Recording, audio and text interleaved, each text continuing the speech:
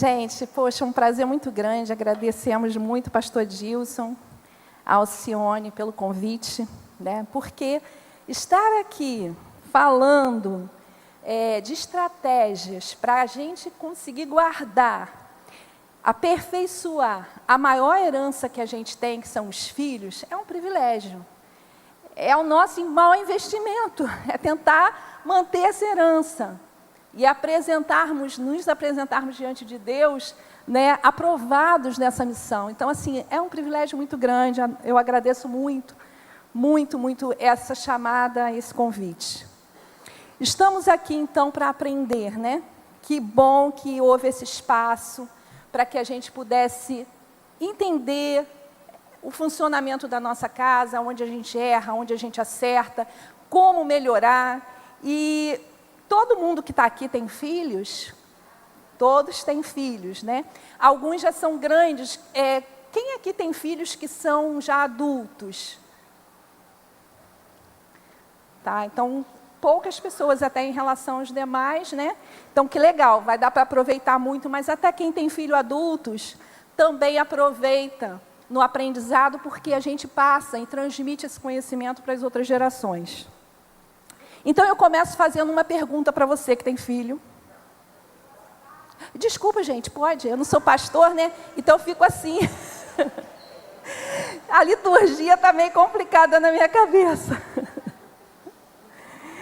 Ai, Jesus. É bom, né? Que vocês ficaram um pouquinho em pé, vocês vão ficar muito tempo sentados. Glória a Deus por isso. Bom, eu vou começar fazendo uma pergunta para vocês. Depois eu vou engatar numa história que eu acho que a maioria daqui conhece, mas vamos ver se todo mundo conhece a história. A primeira pergunta que eu queria fazer para vocês é: se você pudesse escolher o que seu filho vai ser quando crescer, com uma palavra, o que você escolheria? Suponhamos que você tenha filhos pequenos, né? Mas até se você tem filhos grandes, se lá atrás você pudesse escolher como ele seria, com uma única palavra, o que você escolheria?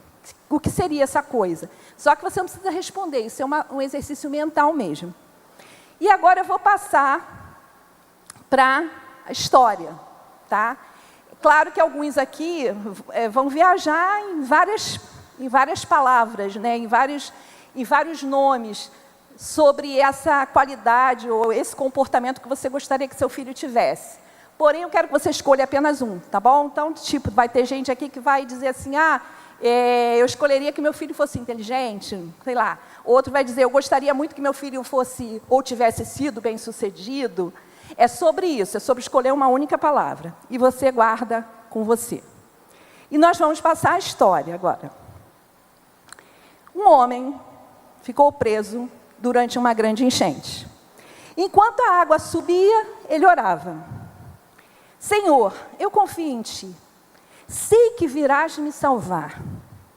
Logo apareceu uma canoa e o homem da canoa gritou: Ei, venha, vou te tirar daqui. Mas ele respondeu: Não preciso, Deus vai me salvar. A água continuou subindo. Depois veio uma lancha. Rápido, pule para cá. E ele respondeu novamente: Não, Deus virá ao meu socorro. Já quase submerso, apareceu um helicóptero. Jogaram uma corda e gritaram: Segure, é a sua última chance. Mas ele insistiu: Deus me salvará. Então a água subiu mais e ele morreu afogado. Ao chegar diante de Deus, perguntou decepcionado: Senhor, eu confiei tanto em Ti, por que Tu não me salvaste? E então Deus respondeu: Meu filho, eu te mandei uma canoa, eu te mandei uma lancha, eu te mandei um helicóptero, que mais que você esperava? Alguém conhece essa história? Pois é. Por que essa história é importante aqui?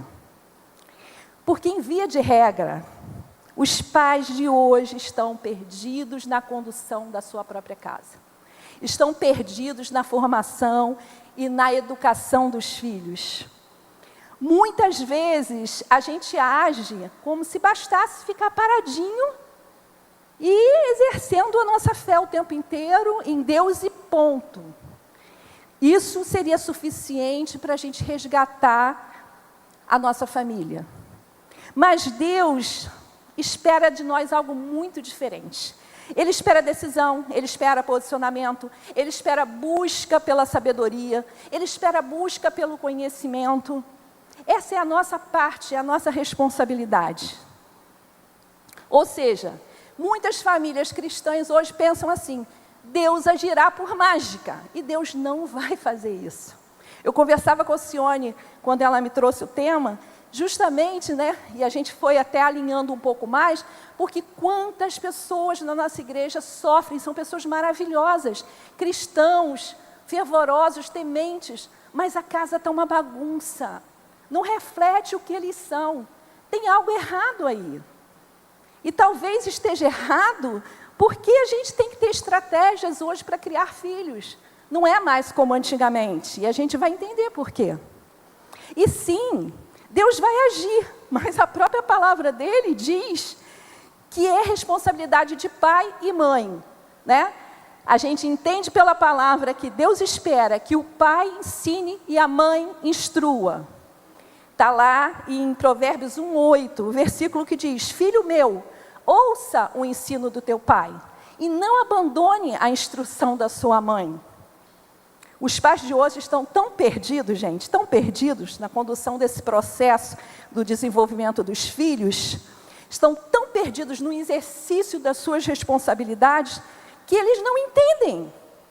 Eles não entendem que o caráter do filho, até determinada idade, vai depender da construção que ele fizer. O pai não tem nem ideia que ele constrói caráter hoje. O pai não tem ideia que ele constrói identidade sexual.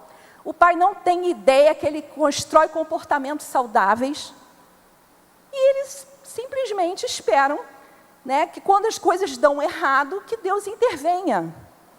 Vivemos essa geração de querer filhos fartos e abundantes e filhos bem-sucedidos, mas a gente não trabalha o solo principal, que é o solo da infância.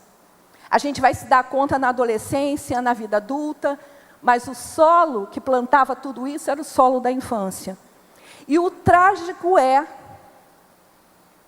que a infância é o chão que a gente pisará uma vida inteira. E isso é muito alarmante mesmo. Se você entender com profundidade o que isso significa, é um chamado, é um alerta para a gente tomar uma providência. Porque o que nós somos hoje é só tudo que foi plantado na infância. Ou então uma boa parte, para ser mais técnica. Como chegamos nesse ponto? Durante grande parte da história humana, por que hoje é diferente? Vou tentar explicar aqui rapidamente, porque o Álvaro entra com a segunda parte e ele vai poder aprofundar. Mas, no primeiro momento da história da humanidade, os filhos estavam sendo criados em estruturas bem mais estáveis. Os filhos tinham pai e mãe como referência dentro de casa. Os filhos aprendiam pelo convívio e pela repetição de valores e princípios, pelos modelos que eles viam. Eles não eram atravessados por tantas influências como são hoje. Quais eram as influências? Pai, mãe, alguns parentes próximos, no máximo uns amigos e uns vizinhos. Tipo isso. Eles não tinham esse atravessamento de tantas influências. Havia problemas? Claro que havia. Porque onde tem gente, tem conflito. Tem discussão, tem resolução de problemas. Mas existiam modelos para copiar. Existiam famílias que a gente olhava o modo de fazer e repetia, existiam pessoas de gerações passadas que a gente olhava e aprendia com elas. Mas, em dado momento da história da humanidade, veio a Revolução Industrial. E a forma de criar filhos precisou mudar. Antes da Revolução, como eram os trabalhos? Eram dentro de casa. Os ofícios eram exercidos, na maioria deles, dentro de casa. A marcenaria, a ferraria, a produção artesanal, que mais? A costura, não é? Pai e mãe estavam dentro de casa, ensinando vínculo e ensinando trabalho. Os pais sabiam disso? Não, era uma coisa natural, era espontâneo. Era uma produção assim que se fazia de forma espontânea, porque não havia atravessamentos de tantas influências ruins para detonar com essa estrutura. Mas, com a Revolução Industrial, os filhos precisaram ficar mais só, porque os pais saíram para trabalhar, as mães em seguida foram para as fábricas, né? O pai saiu primeiro, a mãe saiu depois, e os filhos precisavam se adaptar a um novo estilo de vida. Isso mudou muito naquela época? Não, não mudou tanto, porque foi um processo, foi ruindo a família, mas foi muito lentamente, de uma forma muito sutil. Passaram-se 200 anos. E na década de 80, já era notório o quanto os pais se afastaram das funções materna e paterna. Hoje, há quase 40 anos, né, desse evento lá dos anos 80, a coisa está muito estragada. Está muito estragada. A igreja sentia o cheiro de podridão nos anos 80. Já sentia. Mas a igreja já previa uma coisa muito pior no futuro. E esse futuro, eu posso dizer que são os dias de hoje. E o que era essa coisa muito pior? Eu e Álvaro, a gente estudava muito sobre isso. A gente estava na igreja, éramos namorados ainda, 40 anos atrás. E a gente trazia aquilo que era o tema do momento. A família está acabando. E aí nós estudávamos, né, principalmente fazíamos estudos escatológicos. E nesses estudos, é como se a igreja tivesse assim, a gente precisa alertar. Eu não sei quem viveu isso aqui há 40 anos atrás, mas era uma preocupação da igreja, porque era muito... A gente ainda não estava acostumado de ver tanta barbaridade dentro de uma família. Então, nesse tempo, eu e Álvaro, eu lembro da gente dando aula na igreja sobre... A gente dava aula na igreja sobre a nova era. Como Satanás estava fazendo para destruir a família. E era engraçado, né? Porque a gente não tinha a tecnologia de hoje, a gente imprimia, fazia as cópias e sentava com todo mundo, estudava. E numa apostila, a gente tinha uma apostila falando sobre isso. E como é que era essa capa dessa apostila? Era o peixe, que somos nós, né? A igreja, o cristão, enrolado numa rede. Eu lembro até hoje. Né? Porque a gente se preocupava com os jovens. Os jovens iam ser cooptados por ideologias e costumes diferentes dos seus pais. Dizia-se que os jovens, em muito pouco tempo, estariam alienados dos seus pais. Em comunidades. Olha como a gente é velho, hein? Essa palavra já surgiu há 40 anos atrás. Em comunidades. Era uma percepção escatológica muito forte naquela época. E como nós imaginávamos isso? Pensávamos que os jovens, eles iam sendo levados por uma espécie de lavagem cerebral. Era o estudo da época. Os jovens chegariam a um ponto de serem seduzidos e a ponto de resolverem sair e viverem em comunidades. E aí, na nossa cabeça, a gente era tipo assim, essas comunidades malucas, religiosas que tem, principalmente nos Estados Unidos, aqueles grupos de pessoas que afastam você do mundo, era mais ou menos isso. Gente, a igreja errou a previsão, errou muito na previsão. Porque a gente esqueceu que o diabo veste... O que o diabo veste? Qual é o nome do filme? Diabo Veste Prada, né? Diabo Veste Prada. É só uma brincadeira, tá, gente? Eu assisti o primeiro filme lá em 2006, agora vou ter a continuação, talvez eu assista. Mas o que eu quero dizer, não tem nada a ver com esse contexto, só uma brincadeira. Mas a analogia aqui é que o diabo veste Prada porque ele se apresenta com roupas elegantes, com uma cara bonita, né? E, na verdade, o mal, ele tem os seus métodos sutis, sofisticados, de chegar ao seu intento. Olha como aconteceu então. Depois da Revolução Industrial, a grande investida contra a família foram as tecnologias, que aceleraram muito mais ainda esse processo de enfraquecimento da família. Com a internet em 2010, isso se potencializou de uma maneira estrondosa. As tais comunidades das quais a igreja tinha medo, chegaram, mas chegaram virtualmente. Os valores entraram pelas redes. Curioso que não é mais uma rede de nylon, né? É uma rede social e virtual.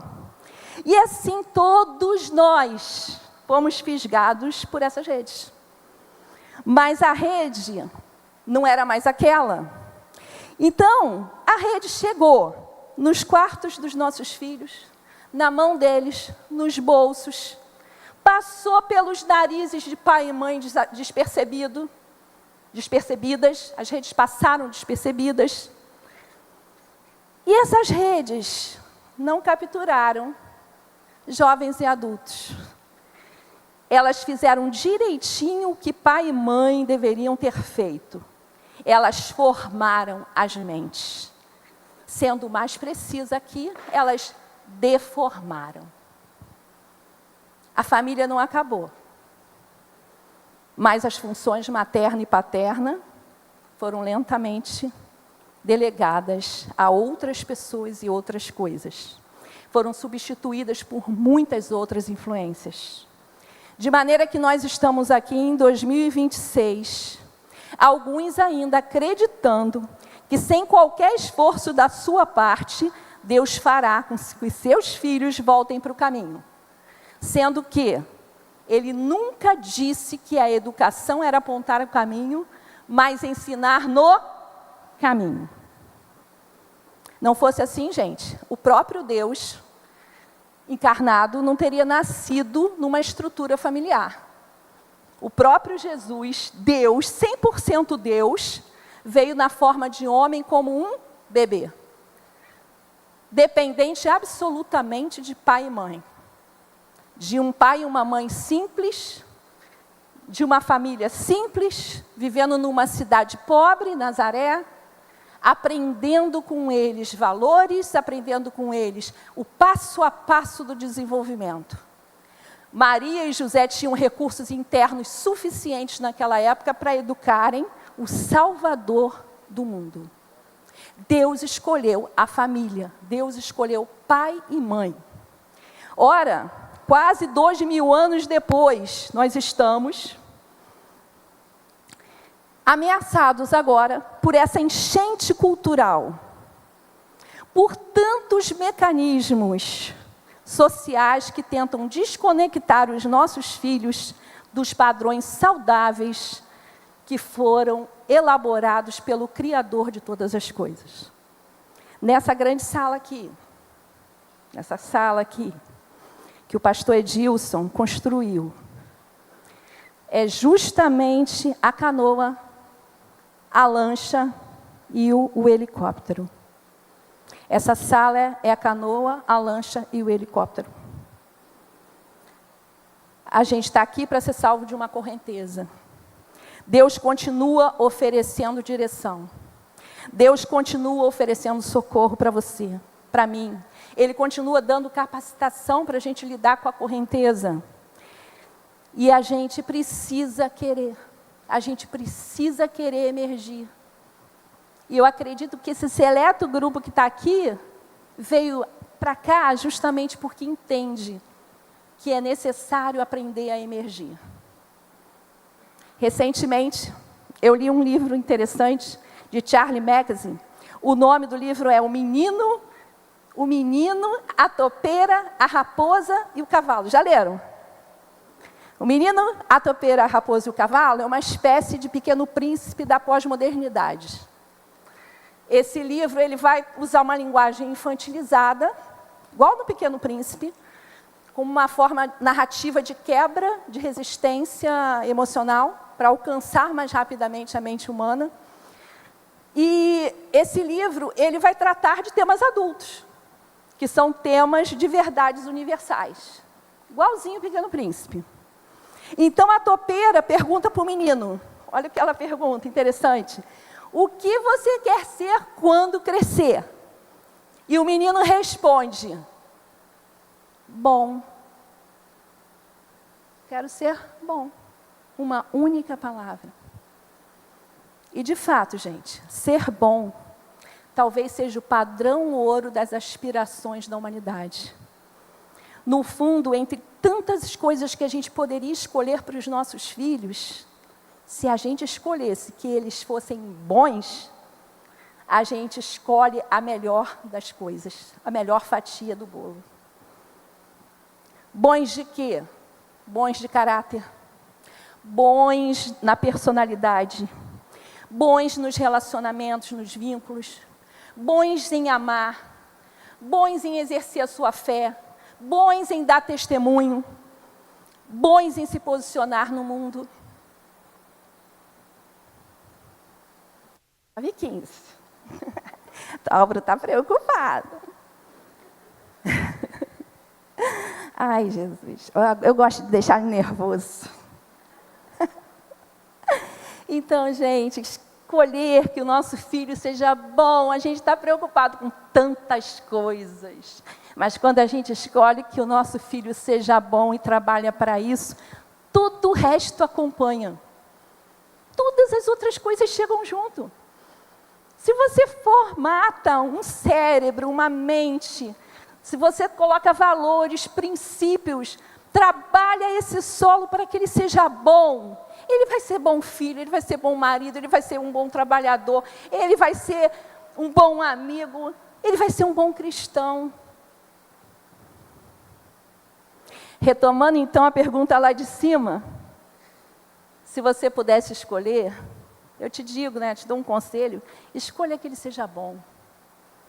Claro, se você pode botar ele na melhor escola, ponha. Se você pode investir nele, invista. Mas não terceirize, e Álvaro depois vai aprofundar o tema.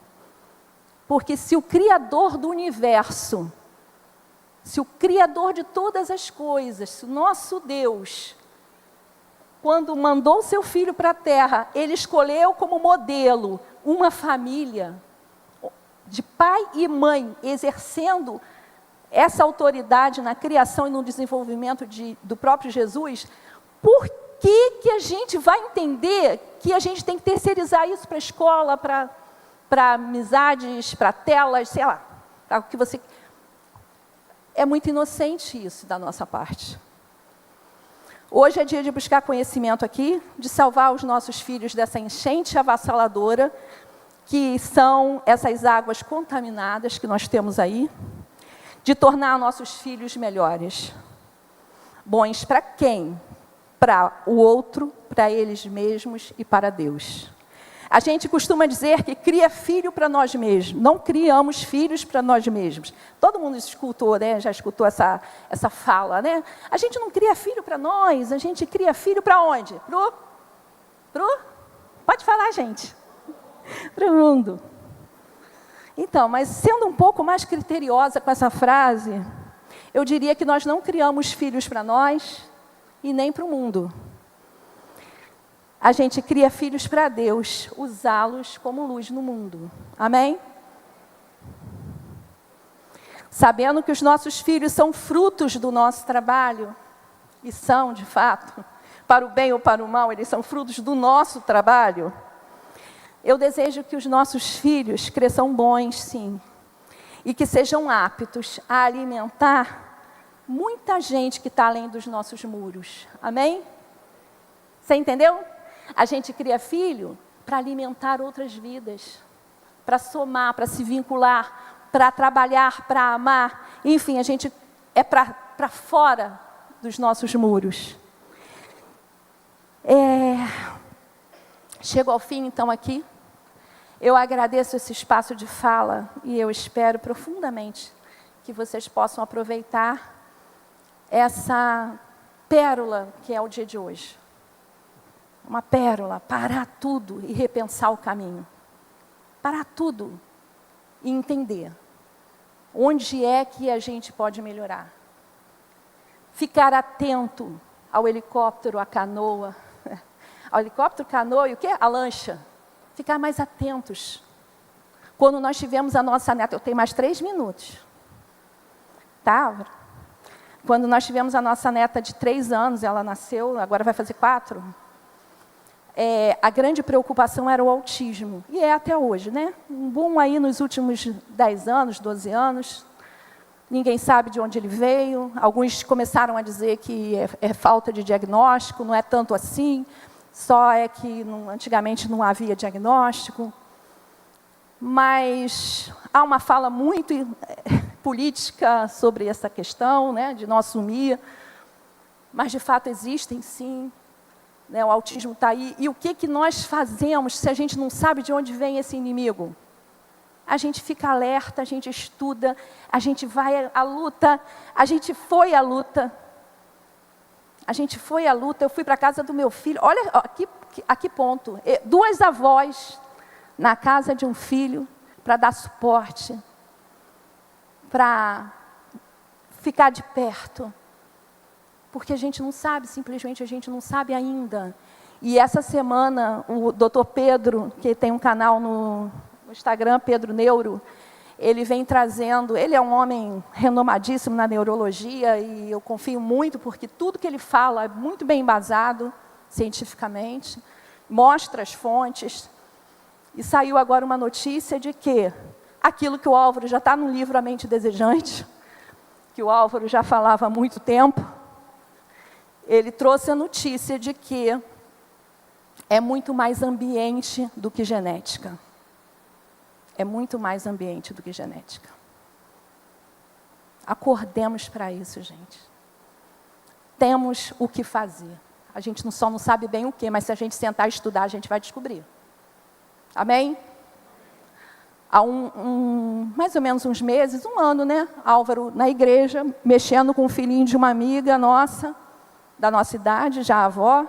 A criança, ele mexeu com a criança e a criança não foi responsiva, não olhou no olho e tal. E aí ele falou, Márcia, tá tudo bem com ele? Aí a Márcia falou, pastor, eu acho que ele tem algum probleminha, ele não responde, a gente chama ele e ele não responde. Aí Álvaro olhou para ela e falou assim, a gente precisa conversar, Márcia. Aí começou, né, um trabalho com a Márcia, porque a Márcia era uma avó atenta. Enquanto a outra avó, que também cuidava do neto para a mãe trabalhar, era uma mulher muito calada, mais idosa e muito calada. E ela é uma mulher mais antenada e tal. Álvaro chamou ela, começou a conversar no gabinete, e instruir, e falar sobre os estímulos, sobre a necessidade de estímulos, o que acontecia naquela casa, fez uma investigação. E aí nós descobrimos que ele não tinha tela, não, ele não tinha celular, não, ele só tinha uma televisão de 60 polegadas olhando para ele o dia todo, e ele olhando para a televisão o dia todo. Com 1 ano e 2 meses, ele não olhava para você, ele não falava nenhuma palavra, ele não atendia pelo nome. Álvaro aí começou com ela, né? Eles também foram aconselhados para procurar um neurologista. O neurologista falou exatamente o que o Álvaro disse. E eles, com 10 dias, sem a TV, sem a cara na TV, ele falou a primeira palavra, né? A gente se emocionou tanto, gente. Tanto. Que era uma coisa tão idiota. Tirar a criança da frente de uma TV. Enquanto a avó trabalhava em casa, arrumando a casa, a TV ficava ligada. Em desenho, não. Desenho não, só as cores da TV de hoje, as cores, os estímulos de som, de cor, de movimento, só isso. E aí os pais no neurologista, levaram no neurologista e chegaram lá no neurologista, o neurologista deu tchau para a criança, aí a criança não deu tchau. Aí o neurologista já tinha dito que ele estava na rota do autismo, né, provavelmente tinha que estudar um pouco mais sobre o autismo. Mas eles disseram, está vendo? Olha aí, o seu filho não me dá tchau. Aí a Camila, que já tinha, a menina, a mãe, né? Já tinha ouvido do Álvaro as orientações, não sei o quê. ela olhou para o marido, Léo, e falou, mas quando é que foi que a gente ensinou ele a dar tchau? Gente, os pais de hoje não ensinam os filhos a darem tchau. Não ensinam mais os filhos a darem tchau. Ele estava lá, já na beira do diagnóstico. É só isso, gente, que eu tenho para falar por hora, né? Mas Álvaro vem e complementa. Muito obrigada mesmo por esse espaço de fala, viu?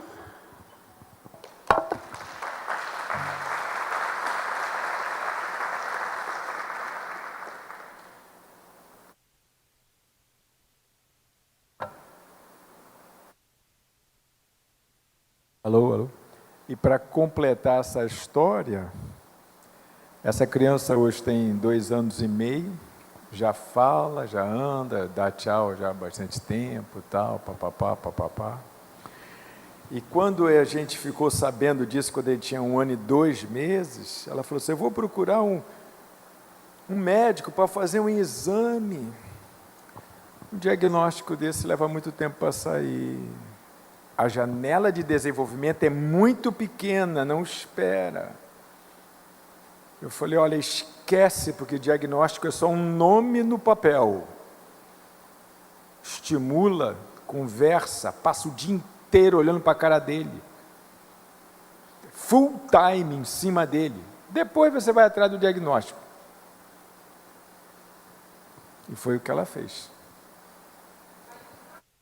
Foi? A avó saiu do trabalho para ficar em casa com o neto.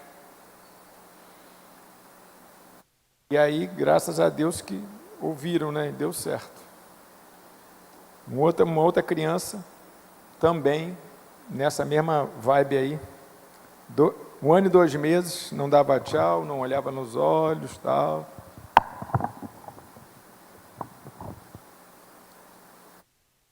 Vieram me falar o que estava acontecendo, já tinham levado o médico disse que ele era normal, era só brincar com ele, mas não apavorou, né? Tá normal, só brincar com ele. E esse está lá na igreja até hoje, já está com 7 anos, agora que aprendeu a falar. Desfraudou outro dia, e eu disse a mesma coisa, tem que estímulo. Ah, mas a gente vai levar no médico, um médico lá na Barra, não sei o quê, que é muito bom. Eu falei, cara, ele só vai te dar um nome para você. Tu quer um carimbo no teu filho? Vai para o médico.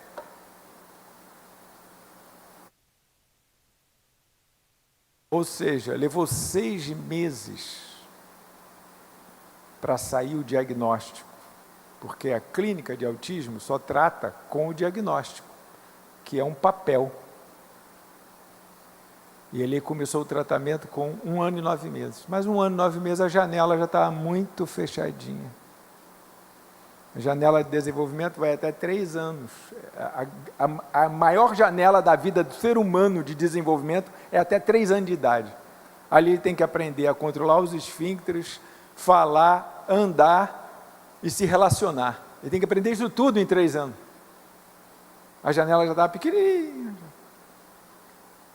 E agora que ele está falando mamãe, agora que ele está falando papai, agora. Falta de estímulo. Mas para fechar isso aí, só que ela abriu essa lata de minhoca, e aí tem que fechar a lata de minhoca, né? Queridos, com certeza, eu vim hoje aqui para fazer vocês terem dúvidas, mais dúvidas ainda, porque é tendo dúvida que a gente cresce, né? É tendo dúvida, porque por que a gente não tem dúvida? Só tem dúvida aluno que estuda, aluno que lê, aí você começa tendo as dúvidas, tu começa lendo, aí vem uma dúvida disso, uma dúvida daquilo, uma dúvida daquilo outro, como é que é? Ah, é para cá? É, tá bom. Acho que tá bom, né? Você que sabe.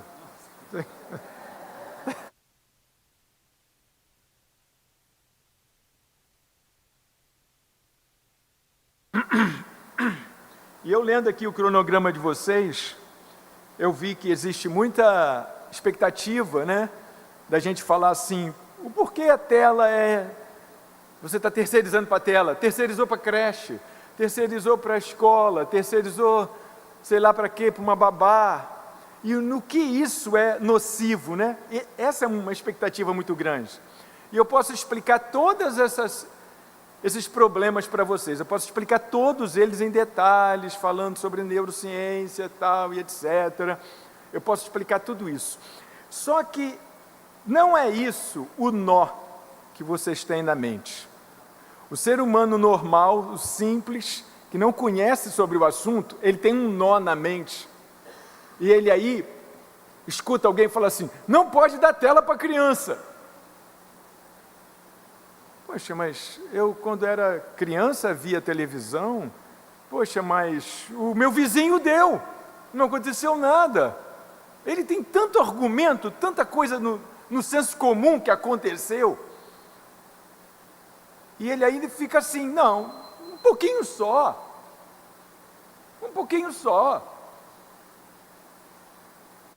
Ele fica perdido de fato, porque ele vê pessoas que viram a tela. Eu mesmo vi televisão, não vou dizer que foi muita coisa, mas isso da época da televisão preto e branco.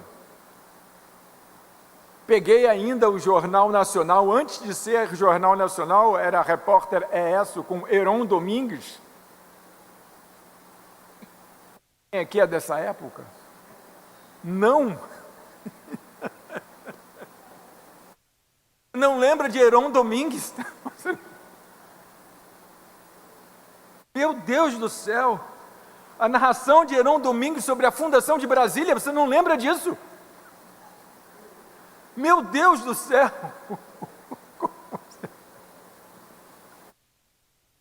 Ou seja, eu tenho muita estrada. Eu já rodei muita quilometragem, né, gente? Pois é.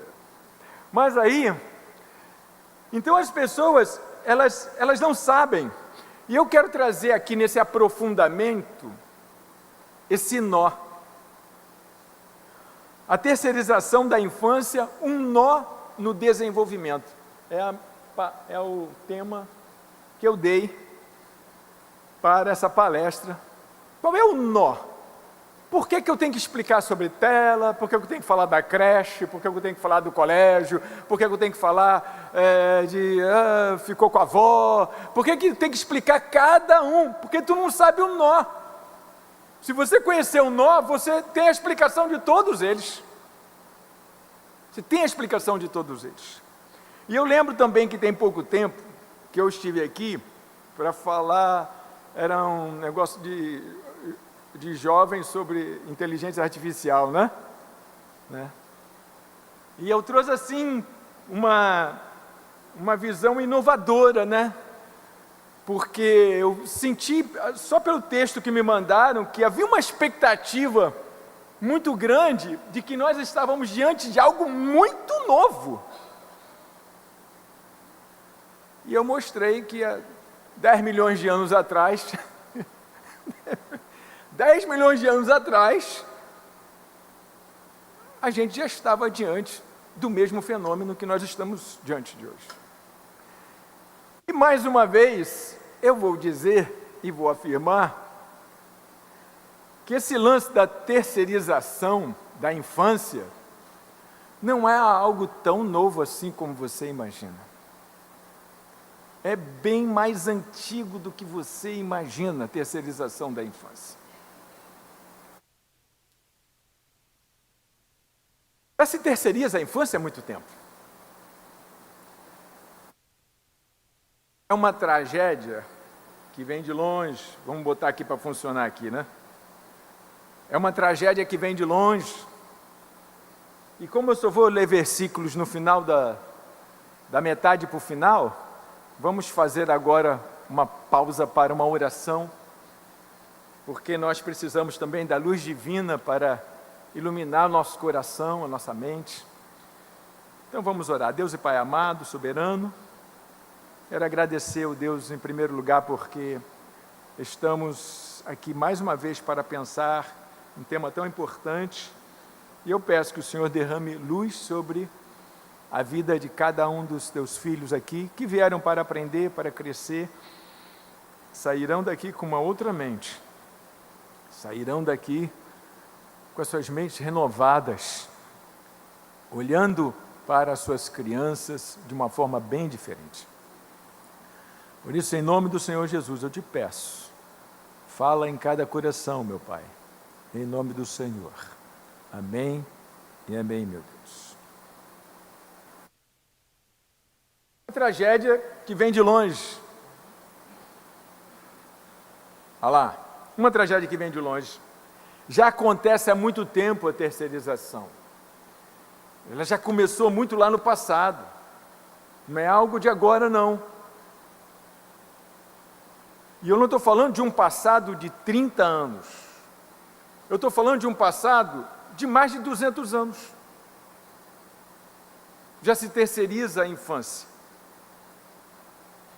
Talvez 300 a 400 anos atrás isso tenha começado.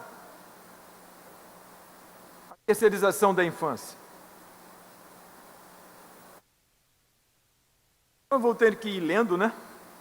Em diferentes épocas da história, crianças já foram entregues a amas de leite, internatos, tutores, servos, instituições religiosas, ou criadas praticamente em coletivo.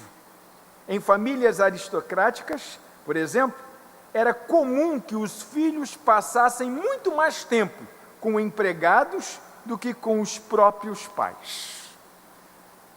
Já se atentou para isso? Já se atentou que a humanidade já vive o drama com a infância já de muito tempo? Que as meninas ou que as mulheres da alta sociedade não queriam deformar o seu corpo amamentando, e então elas tinham amas de leite, entregavam para uma escrava da casa amamentar. Isso não é terceirização? Entregando os filhos numa época em que a gente pensava assim que a família era tão certinha. Então você veja que a família não é tão certinha. Há muito tempo que ela não é tão certinha assim. Vai mais lá para trás. Não existia escola há 200 e poucos anos atrás que não fosse uma escola interna, internato. Por quê? Hoje você tem uma escola em cada esquina. Naquela época, tem que mandar para estudar na França, tem que mandar para estudar em Londres, tem que mandar para estudar em Luxemburgo. Então a escola era longe. A criança tinha que morar na escola. E para morar na escola, você precisava também de recurso. Então o filho de pobre não ia para a escola. Só quem ia para a escola era filho de pessoas abastadas. E a escola não tinha que ir e voltar todo dia, nem era meio período do dia. Ou ia na segunda e voltava no final de semana, ou então era direto, só voltava nas férias. Ou seja, a criação de filhos, ela já é terceirizada há muito tempo. Não é algo novo, não é algo de hoje. No entanto, a gente tem que pontuar que hoje nós estamos tendo, estamos vivendo o absurdo do absurdo. O absurdo do absurdo, com respeito à terceirização de filhos, que está fazendo com que as crianças saiam completamente do rumo, sejam adultos disfuncionais, que não têm condição de trabalhar nem de amar. Esse que é o nosso problema de hoje. Então, eu quero falar de um casal. Eu quero começar falando de um casal. Eu gostaria muito que você prestasse muita atenção. Eu estou vendo que vocês estão prestando atenção, mas, por favor, esqueçam que celular existe por enquanto, tá? Eu ainda não vi ninguém com celular na mão, mas quando eu começar mostrando aqui algumas coisas, lá na minha igreja tem um pessoal que fica confirmando o que eu estou falando. Aí vai para o celular, Meu pastor auxiliar atualmente é um desses. Que eu estou falando um negócio, ele já pega, vai para confirmar. Não, e até faz sinal para mim. Faz sinal para mim. Que ele achou. Orienta, tal. Eu falei, meu Deus, esse cara, ele é tremendo. Então, por favor, não fique curioso, né? Porque eu quero provocar uma certa curiosidade em você, e às vezes a pessoa não entendeu o espírito da coisa. Eu quero falar de um casal. Eu vou mostrar um casal aqui para vocês e falar de algumas características desse casal.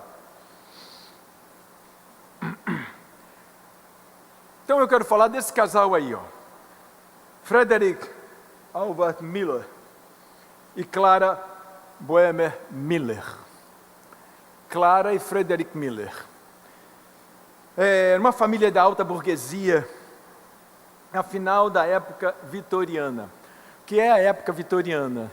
Na Inglaterra, no final do reinado da Rainha Vitória, que ela morreu em 1901. Ela morreu em 1901.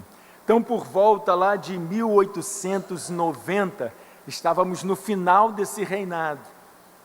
No final desse reinado. Então, esse foi o tempo em que esse casal viveu. Frederick Miller e Clara Boehmer Miller. Eu não sei falar esse nome certo.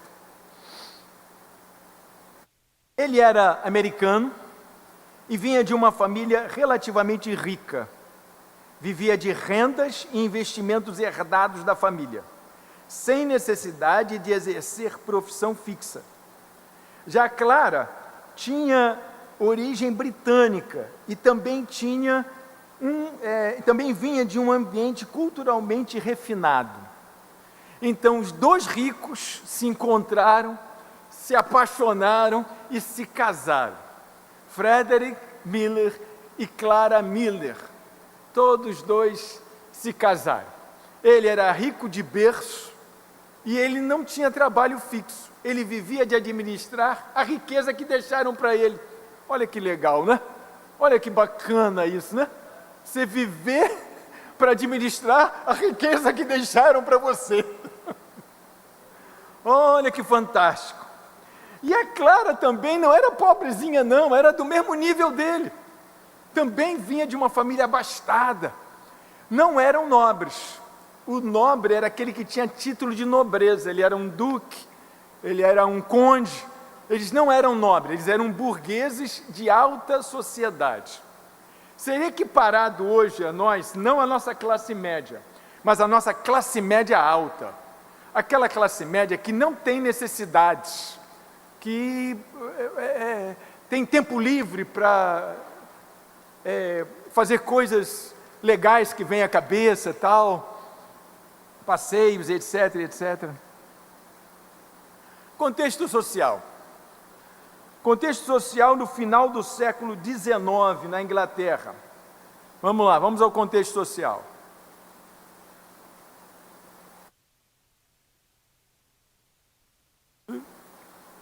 Vai ser de um em um, então tá certo. Essa era ficou conhecida por características como forte moral conservadora.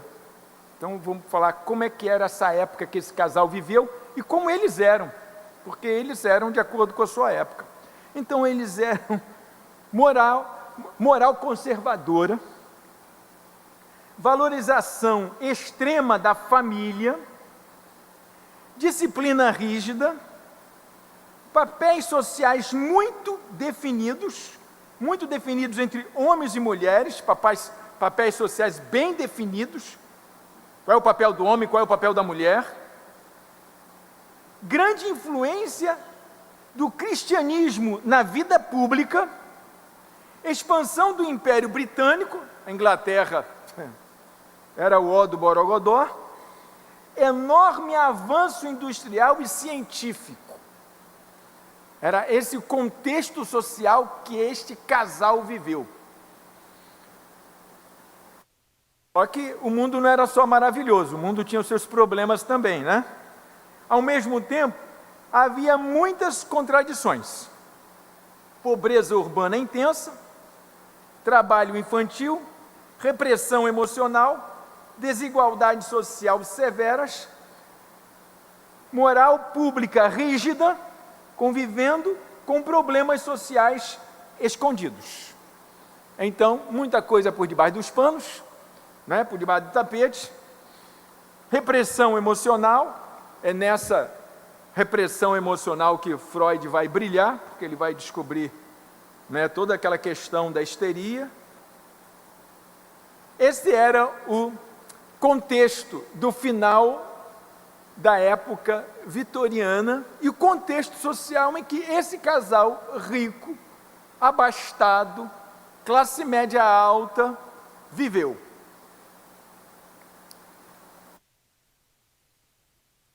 Algumas características desse casal.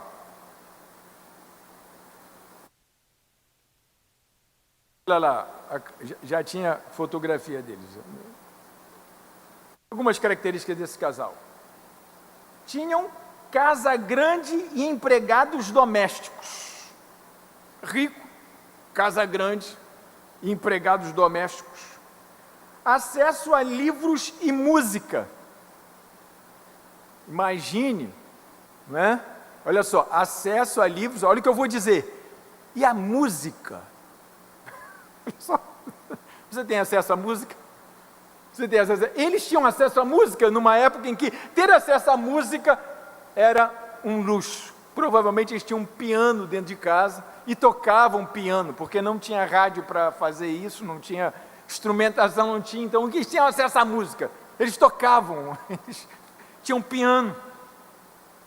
Viagens, educação privada, ambiente social culto, tempo livre para atividades artísticas e leitura. Eles tinham tempo livre para ler e para fazer atividades artísticas, pintar um quadro, fazer um desenho. Eu queria ter a vida desse casal. Poxa, que é esse casal? Que é esse casal? Meu Deus! Frederick Miller e Clara Miller. Seus nomes. Agora, o grande lance aqui é falar sobre o nó da terceirização, né? Pois é. Eles tinham 3 filhos. Agora que vem o lance. Eles tinham 3 filhos. Louis Monte Miller, que era conhecido como Monte. Margaret Fry Miller, chamada de Maggie.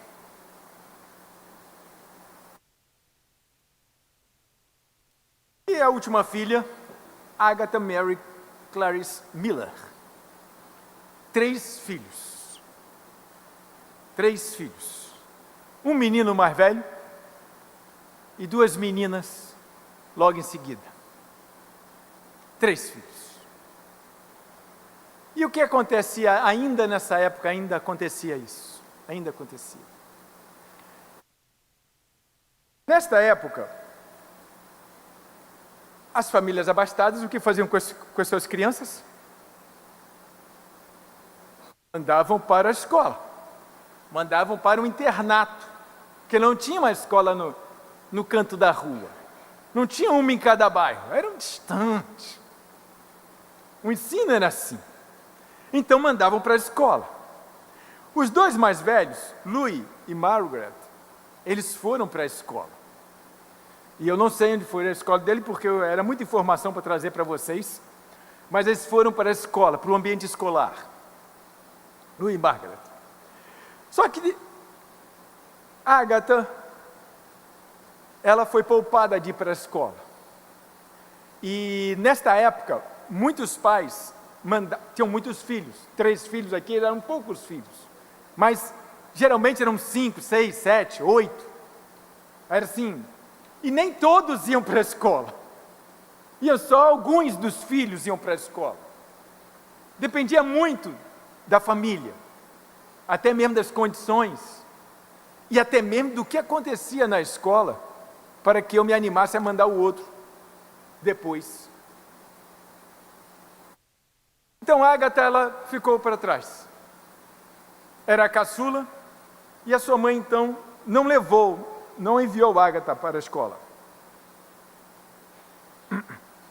Então tem a pergunta aqui: por que Clara resolveu educar Ágata em casa?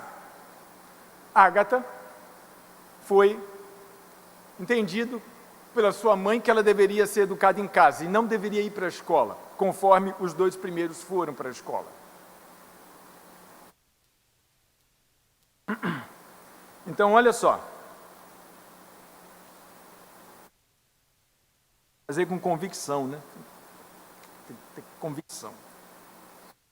A mãe tinha uma visão muito própria sobre infância e educação. Ela acreditava que a infância deveria ser preservada. A imaginação era extremamente importante e a educação rígida, muito precoce, poderia roubar algo da criança. Ela só tem essa sacada depois que ela manda 2 para a escola. A última, ela disse: não, essa aqui eu não vou mandar para a escola, eu vou ensinar em casa. Porque era natural as mães ensinarem os filhos em casa. As mães ensinavam a ler, ensinavam línguas, ensinavam matemática, ensinavam tudo que as crianças precisavam aprender em casa. Lógica, português, literatura. Né? Então ela aí observou, muito provavelmente, agora fala eu, isso não está escrito, fala eu, muito provavelmente, os resultados que ela viu nos 2 primeiros na escola devem ter desanimado que ela mandasse Ágata para a escola também. Porque se o resultado fosse muito melhor do que ela acha que ela conseguiria em casa, ela não ia ficar com Ágata em casa, ela ia mandar para a escola também. Pensa no senso normal da coisa. Então, esse foi um ponto. O outro ponto: Clara fazia parte de um ambiente vitoriano culto, em que o ensino doméstico para meninas de famílias abastadas ainda era relativamente comum, quer dizer, era cultural também que ela fizesse isso. Meninos eram mais frequentemente enviados para internatos, porque se esperava deles carreira pública, militar, universitária. Já as meninas, muitas vezes, quer dizer, não eram todas, mas algumas meninas, muitas vezes recebiam formação em casa, com foco em leitura, música, etiqueta, línguas, artes, convivência social. Então, na época, ainda era normal essa coisa de mandar 1, 2 filhos para a escola e os outros 2 educar em casa. Se fosse menina, geralmente se educava em casa. Se mandava para a escola de meninas também. Mas não era sempre que se fazia isso. Clara enxergava em Ágata uma criança muito imaginativa, sensível, calorosa, fantasiosa, intuitiva e muito ligada ao universo imaginativo. Então ela via que aquela filha também, bom, gente, isso aqui agora é a história contada depois. A gente não vai dizer, né, agora abrindo um parênteses novamente para a gente aqui, mandei os 2 primeiro para a escola, mas não gostei muito não. A filha caçula tem uma criatividade tão grande, tão inteligente, tão isso, tão aquilo, tão aquilo outro, tão aquilo outro, tão aquilo outro. É melhor não mandar para a escola, é melhor eu ensinar ela perfeita. Ela aqui.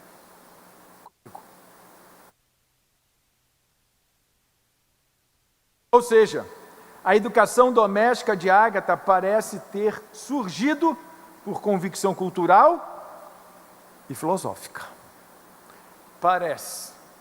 Eu também acho que tenha sido, mas eu acho que o componente, mandei os 2, não vou mandar o terceiro, alguma coisa pode ter saído errado, e saiu errado, né? Eu li a história dos 2 outros que foram para a escola, e não é uma história tão brilhante quanto a história de Ágata. Já sabem de que eu estou falando? Quem era Ágata?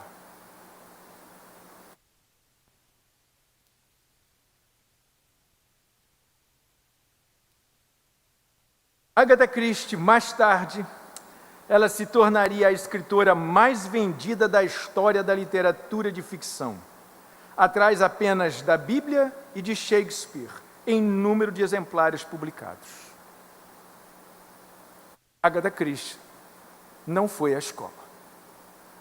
A maior escritora da Inglaterra e conhecida no mundo inteiro, ela não foi à escola.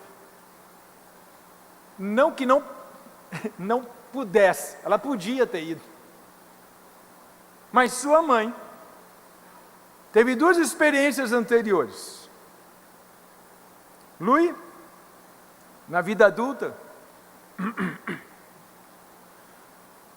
não temos muito boas notícias sobre Louis. Louis se tornou ansioso demais, impulsivo e fazia dívidas homéricas. Estava sempre precisando de auxílio da família. Margaret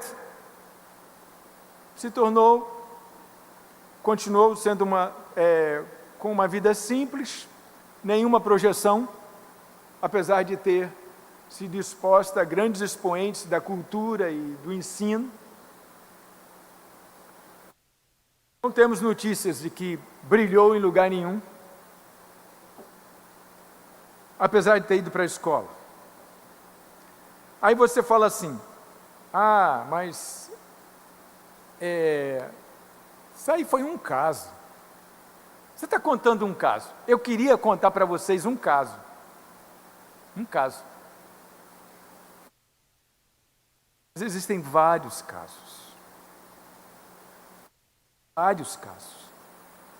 E naquela época, nessas épocas, ficava muito claro que o ambiente escolar, que a criança que foi terceirizada para o internato, ela mudava a personalidade e mudava o seu destino. Porque as que ficavam em casa pareciam vinho de outra pipa e seguiam outros caminhos. Aí, para não citar só um caso, eu vou citar o caso de Virginia Woolf, que não é nossa conhecida, mas lá na Inglaterra ela era muito conhecida. Os irmãos homens da família receberam educação universitária formal em Cambridge, enquanto Virginia, por ser mulher, foi educada principalmente em casa, com acesso à enorme biblioteca do pai. Paradoxalmente, ela se tornou uma das escritoras mais influentes do século XX. Ela mesma criticava a educação masculina excessivamente formal e dizia que aprendeu muito pela leitura livre e pela vida intelectual doméstica. Virginia, ela morreu no meado do século XX e ela foi um grande expoente na literatura inglesa. Educada em casa. Meus irmãos, nem sabemos seus nomes. Nem sabemos seus nomes.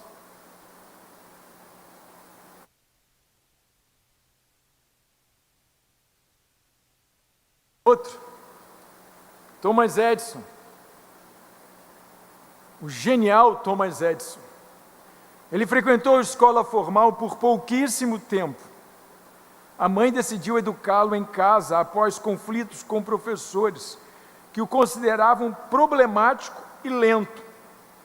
Mais tarde se tornou um dos inventores mais famosos da história. E esse é muito interessante, porque reza uma lenda de que quando ele chegou em casa com o documento lá da escola que não queria mais ele lá na escola. E foi lhe informado que ele, a partir de então, ele aprenderia em casa, com a sua mãe. Ele perguntou: o que o professor escreveu? Ela pegou o papel e leu para ele: seu filho é um gênio. Esta escola é pequena demais para ele. Ensine-o em casa.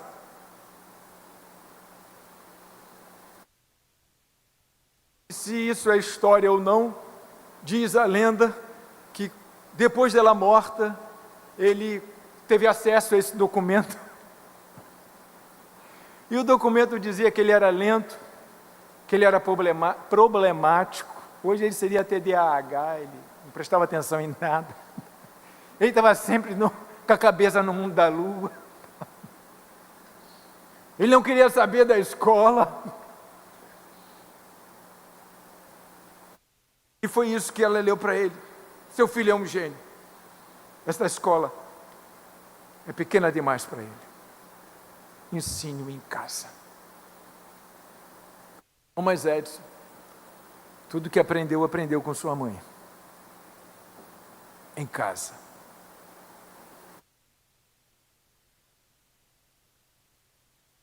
Bom, agora aqui é que a gente vai pensar qual é o fator que é comum em todos os casos. Oi? Não, sim, terceirização, mas o fator que é comum em... Qual é o nó? Qual é o fator que é comum em todas as histórias dessas pessoas que foram para essas escolas? Isso, eu vou traduzir isso desse jeito aí, ó. O ser humano aprende no vínculo. O aprendizado precisa de vínculo. Quantos mandava para longe, para uma escola, para passar 3, 4 meses lá, e só voltar em casa nas férias, o que é que em todos se quebraram? Se quebrava o vínculo. O aprendizado passava a ser uma obrigação agora. Olha, você tem que ir para a escola. Por quê? Porque todo mundo vai. Para você ser gente. Para você aprender alguma coisa. Para você ser melhor do que os outros. E aqueles que ficavam em casa, que por algum motivo o pai não mandou, a mãe não mandou, achou que não devia, ou não pôde mandar, ficava diferente. Ficava vinculado e aprendia muito mais. Porque tinha, sabe o quê? Aí você... Tinha ócio. Como é que é? Ócio? É. Criança precisa também de ócio. Criança precisa de ficar à toa também. Em casa, eles também ficavam à toa. Eu vou mostrar isso aqui para vocês, como é que funciona isso. O ócio criativo. Se você está ocupado com alguma coisa, com uma tarefa, você não tem tempo de criar nada. Você tem tempo de criar alguma coisa? Você está ocupado com alguém, estressado com alguma coisa, focado em alguma coisa? Você não tem tempo. Você tem agenda. Crianças hoje em dia têm agenda, agenda de empresário. Tem agenda de empresário. A gente, por um acaso, encontrou um irmãozinho da igreja que tem uma boa condição no restaurante, estava almoçando com o filho, e aí a gente queria marcar um dia para ele, ou ir lá em casa, ou tomar um café, alguma coisa assim, e a gente queria marcar algum dia para isso, e a gente começou vendo momentos. Não, você pode segunda à tarde? Não, segunda à tarde eu tenho que levar ele para natação. Ah, tá. Mas de manhã, não, de manhã ele está na escola, está na natação. Ah, tá, tudo bem, na natação. E na terça-feira? Não, na terça-feira eu não posso, porque eu tenho que levar ele no curso de inglês. Ah, tá, então você tem que levar ele no inglês. Então, terça e quinta tem curso de inglês, segunda e sexta tem natação. E quarta-feira? Não, quarta-feira ele faz taekwondo. Também não pode. Bom, também não pode segunda-feira, também não pode quarta, também não pode vir. Eu falei, cara, ele eu perguntei, ele tem tempo para ficar à toa?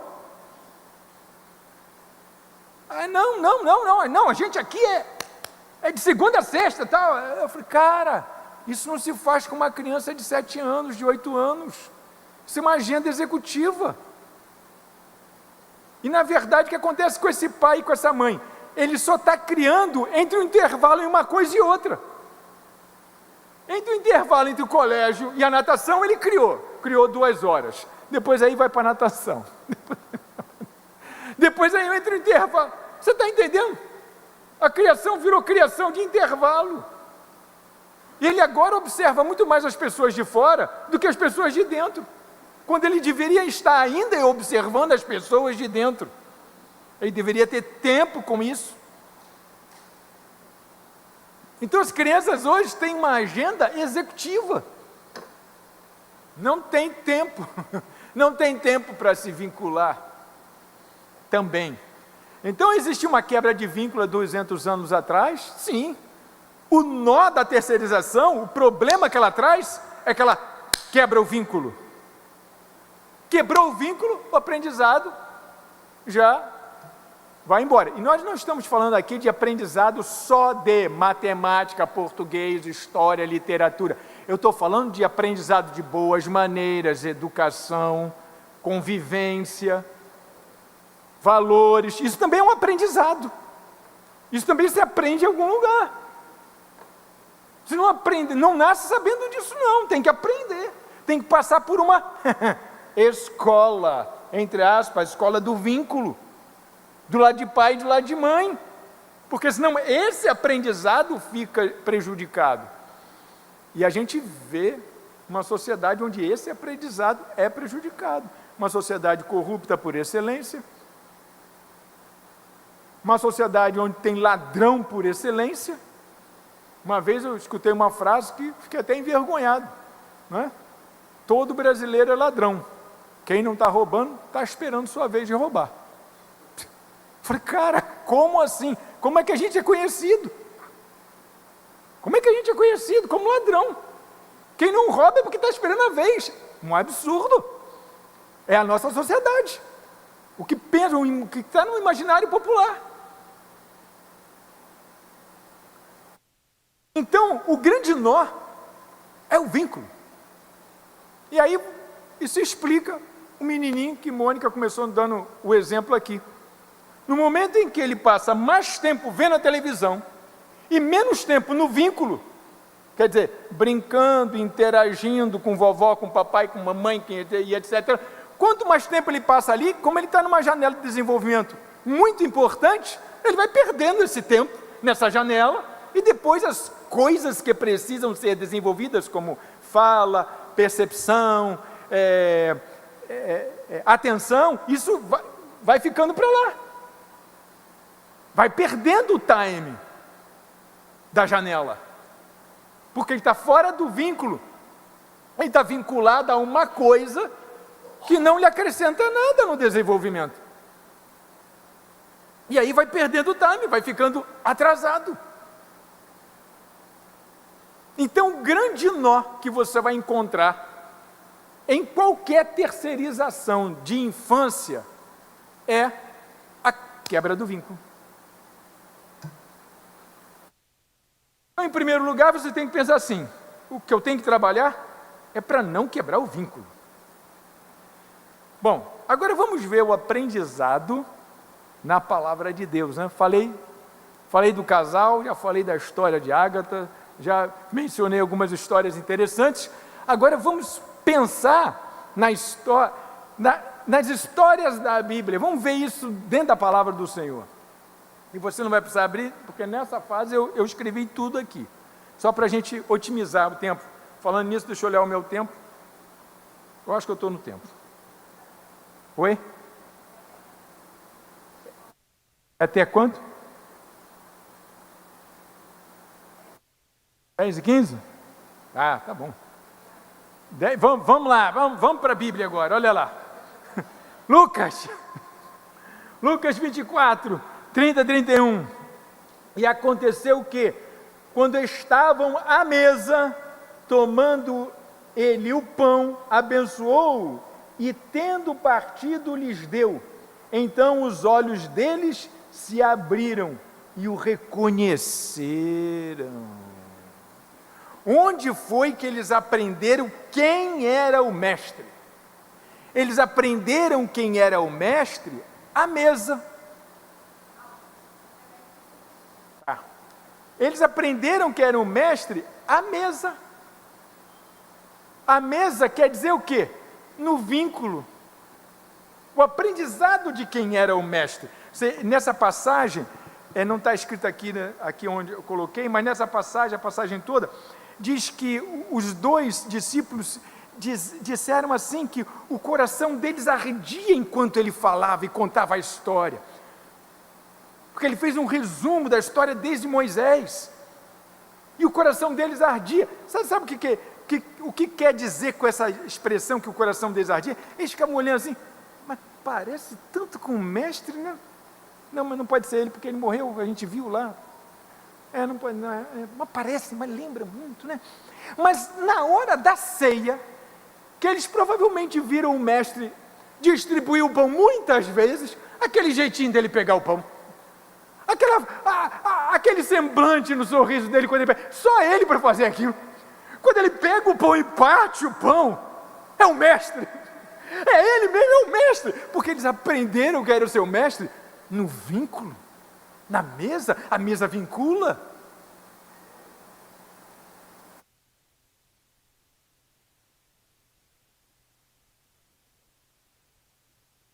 Oba! O próximo, Deuteronômio 6. Estas palavras que hoje lhe ordeno estarão no seu coração. Você as inculcará a seus filhos, e delas falará quando estiver sentado em sua casa, andando pelo caminho, ao deitar-se e ao levantar-se. Gente, do que você lembra aí? Tem que estar do teu lado, né? Você lembra do vínculo.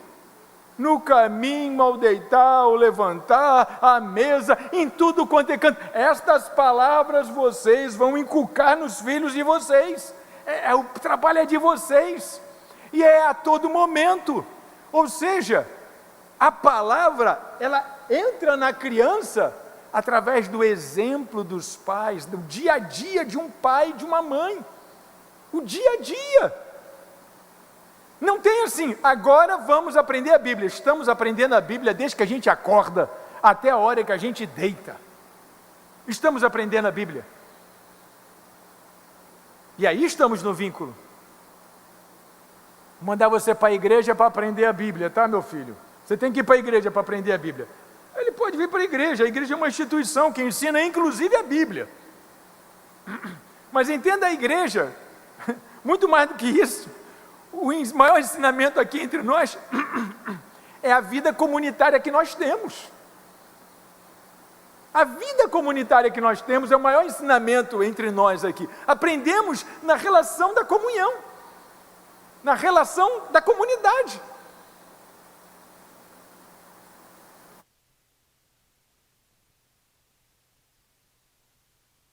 Provérbios 13, verso 20. Quem anda com os sábios será sábio, mas o companheiro dos tolos acabará mal. O que é que está mostrando aí? Quem anda, com quem você está vinculado? Com quem você está colado, está próximo? Quem é a sua referência?